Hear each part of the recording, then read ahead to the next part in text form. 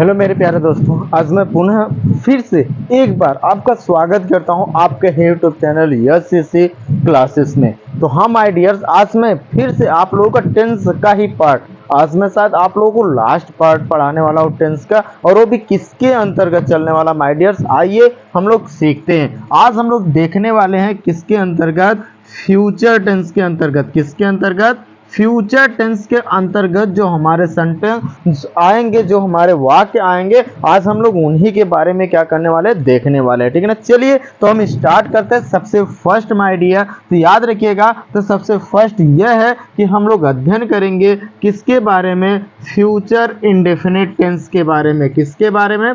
Future indefinite tense के बारे में हम लोग अध्ययन करेंगे आज। अब फ्यूचर इंडेफिनिट टेंस का मैंने बताया ना, जैसे आपका प्रेजेंट था वैसे ही आपका पास्ट था, और वैसे ही कन्वर्ट आपका फ्यूचर का भी होगा। केवल इसमें दो तीन प्रकार के चेंजेस आएंगे। क्या? आपका वर्ब वही हेल्पिंग वर्ब चेंज होंगे, और बाकी सेंटेंस को इंग्लिश में कन्वर्ट करने का जो तरीका होता है ना, वो सेम होता है। कैसा होता? सेम होता। कैसे? तो आइए सबसे फर्स्ट इसकी आइडेंटिटी को सीखते हैं। किसकी आइडेंटिटी को माय डियर?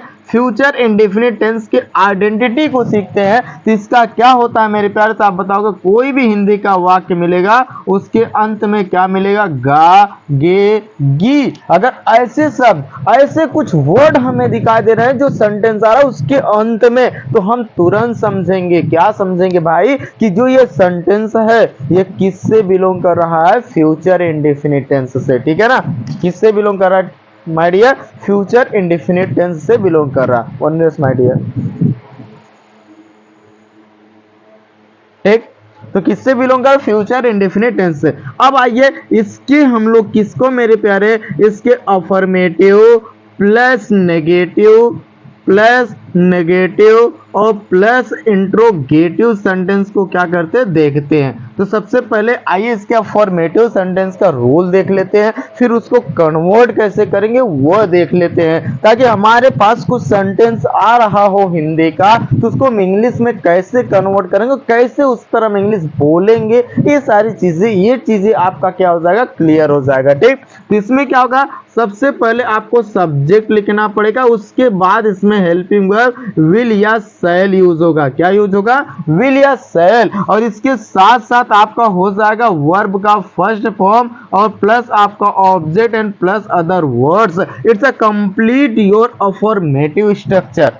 सेकंड क्या होगा, तो इस नेगेटिव में क्या होगा, केवल हमने क्या कहा, सब्जेक्ट लिखेंगे प्लस विल के बाद हम क्या यूज कर देंगे, नॉट, और शैल के बाद हम क्या यूज कर देंगे, नॉट, और बाकी वही सेम वर्ब का पहला फॉर्म और वही ऑब्जेक्ट एंड वही other words. It's a create of two structures all guys. By this structures all buddies now have to frame a lot of sentences, and after that you have to start your practice. When you start your practice all guys, definitely you can improve yourself in English field. आप अपने आप को स्वयं को English में बेहतरीन बना सकते हैं। ठीक ना। बस कोशिश करते रहिएगा, प्रैक्टिस करते रहिएगा। आइए हम लोग इन दोनों पर क्या सीखते हैं मेरे प्यारे, हम लोग सीखते हैं कुछ सेंटेंस, कुछ उदाहरण, कुछ एग्जाम्पल। जैसे मैंने कहा कि मैं स्कूल जाऊंगा, मैंने एक सेंटेंस बोला, मैं स्कूल जाऊंगा, गा मिला है मेरे प्यारे। डायरेक्टली अंडरस्टैंड हो जाइए, समझ जाइए क्या गा मिला है, यह सेंटेंस किससे बिलोंग कर रहा है, तो सीधी सी बात है फ्यूचर इंडेफिनिट टेंस से ही बिलोंग करेगा। ठीक है ना। तो आइए, तो मैं स्कूल जाऊंगा, क्या हो जाएगा, मैंने कहा सब्जेक्ट लिख लो। अब आपका एक क्वेश्चन आएगा कि सर हम विल कब यूज करेंगे और हम शैल कब यूज करेंगे। आजकल आप देखते हैं सर कि विल जो और शैल होता है, यानी जो विल होता है ये किसी भी सेंटेंस के साथ, लेकिन शैल जो होता है ये केवल आई और वी के साथ यूज किया जाता है। लेकिन आजकल जो इंग्लिश स्पीकिंग है, जो स्पोकन हम लोग करते हैं, जो बोलते हैं उसके साथ यानी आई के साथ भी हम लोग क्या यूज कर देते हैं, विल यूज कर देते हैं। ठीक है ना। तो यहाँ हो जाएगा आई शैल, क्या हो जाएगा, I shall go to school, क्या हो जाएगा, I shall go to school. या डायरेक्टली तुम बोल दोगे I will go to school, क्या बोल दोगे, I will go to school, मैं स्कूल जाऊंगा। दूसरा, जैसे मैंने सेंटेंसेस को बोला मेरे प्यारे, क्या मैंने बोला कि मैंने बोला तुम नहीं पढ़ोगे, तुम नहीं पढ़ोगे, गा आया है, समझ जाओ किससे बिलोंग कर रहा है, फ्यूचर इंडेफिनिट टेंस से बिलोंग कर रहा है, ये याद रखिएगा। क्या हो जाएगा, यू विल नॉट, क्या हो जाएगा, यू विल नॉट रीड, तुम नहीं पढ़ोगे। हाँ मेरे प्यारे दोस्तों, बस ऐसे ही आपको सेंटेंस फ्रेम करना है। मैं स्कूल जाऊंगा, I will go to school. मैं स्कूल नहीं जाऊंगा, I will not go to school या I shall not go to school. मैं अंग्रेजी बोलूंगा, आई विल स्पीक इंग्लिश, या तो आप डायरेक्टली कर सकते हो आई शैल स्पीक इंग्लिश, ठीक है ना। आज समझो, हम बाजार नहीं जाएंगे, we shall not go to market. मैं मोबाइल नहीं चलाऊंगा, I will not operate the mobile. वो नहीं पढ़ेगा, ही विल नॉट रीड। वो नहीं बोलेगा, ही विल नॉट स्पीक। हाँ माय डियर्स, बस ऐसे ही आपको क्या करना, सेंटेंस फ्रेम करना है। और ज्यादा से ज्यादा क्या करना, ज्यादा से ज्यादा, मैं तुम्हें नहीं पढ़ाऊंगा, क्या हो जाएगा, फटाफट बताओ, मैं तुम्हें नहीं पढ़ाऊंगा, आई विल नॉट टीच यू। ठीक, ऐसे ही फ्रेम करना, प्रैक्टिस करना माय डियर्स, ठीक है ना। ये चीजें हमारा हो गया, और इस पे आप सेंटेंस बनाते हुए चलो, जब मैं जाऊंगा, मैं आऊंगा, मैं पढ़ूंगा, मैं लिखूंगा, मैं सोऊंगा, मैं गाऊंगा, मैं हराऊंगा, और मैं खेलूंगा, मैं उसके साथ खेलूंगा, मैं तुम्हारे साथ खेलूंगा, मैं अपने दोस्तों के साथ बाजार जाऊंगा, ठीक है ना। ऐसे ही बोलना है, ऐसे ही सेंटेंस प्रैक्टिस करना, ठीक, ये चीजें हो गया। अब आइए नेक्स्ट हम लोग देख लेते हैं, अफर्मेटिव हो गया, नेगेटिव हो गया। बात आ गई सर कि हमें इंट्रोगेटिव भी देखना है, तो हमारा इंट्रोगेटिव में क्या होगा माय डियर्स, आपको जैसा पहले बता दिया गया है, किसमें, प्रेजेंट टेंस में, पास्ट टेंस में, उसके पार्टेड में आपको बताया गया क्या होगा, दो प्रकार का होता है, यस या नो या डब्ल्यू या। यस या नो क्वेश्चन वर्ड पहले आ रहा है तो उसकी अंग्रेजी ना लिखकर वहां हेल्पिंग वर्ब यूज कर सकते हैं, तो इसमें कौन हेल्पिंग वर्ब होगा, यूज, विल या शैल यूज होगा। तो पहला रूल में हम क्या करेंगे, विल या शैल यूज कर देंगे, बाकी आपका क्या हो जाएगा, वही सब्जेक्ट, उसके बाद आपका वर्ब का पहला रूप, वही ऑब्जेक्ट एंड वही other. You don't have to forget the take the question mark all guys, आपको क्वेश्चन मार्क लगाना नहीं भूलना है, ठीक, बस ये याद रखिएगा।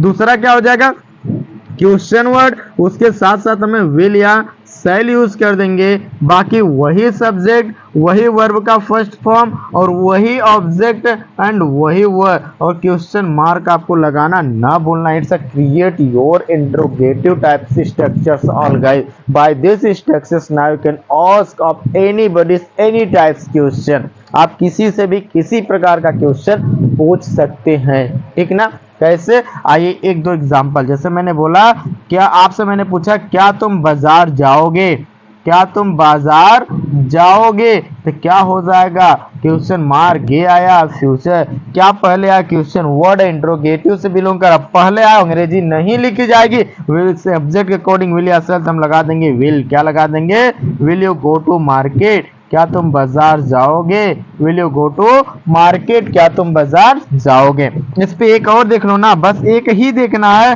कि तुम अंग्रेजी कैसे सीखोगे, तुम अंग्रेजी कैसे सीखोगे, मैंने कहा तुम अंग्रेजी कैसे सीखोगे, क्या हो जाएगा माय डियर, तो इसका जब सेंटेंसेस बनाओगे तो ये हो जाएगा कि कैसे सीखोगे, तो क्वेश्चन वर्ड वाक्य के बीच में आया हुआ तो हम लगा देंगे हाउ, हाउ के साथ आपका हो जाएगा विल यू लर्न इंग्लिश, क्या हो जाएगा, how will you learn English, यही आपका सेंटेंस हो जाएगा कि how will you learn English, तुम अंग्रेजी कैसे सीखोगे, ठीक है ना।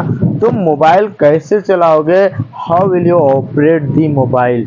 वह खाना कैसे बनाएगा, how will he cook the food. ऐसे ही माय डियर बहुत सारे सेंटेंस को बनाएंगे, फ्रेम करेंगे, प्रैक्टिस करेंगे, जबरदस्त इंग्लिश सीखने का प्रयास करेंगे, ठीक ना गाइस। बस हाँ, ऐसे ही मेहनत करते रहिएगा। इतना आज के लिए काफी। अगर आपको वीडियोस अच्छा लग रहा माय डियर तो शेयर और सब्सक्राइब एकदम करना ना भूले, ज्यादा से ज्यादा शेयर कीजिए, इतना शेयर कीजिए माय डियर कि हर एक बच्चा पढ़े, हर एक मेरे प्यारे दोस्त पढ़े, ताकि वो अंग्रेजी आसानी से सीख जाए, टेंस के अंतर्गत टोटल डाउट को भी क्लियर कर लें, ठीक ना। आज के लिए इतना काफी। अगले पार्ट में मैं फिर से आऊंगा लेकर के आप लोग धमाकेदार बेहतरीन क्लासेस, ठीक है ना।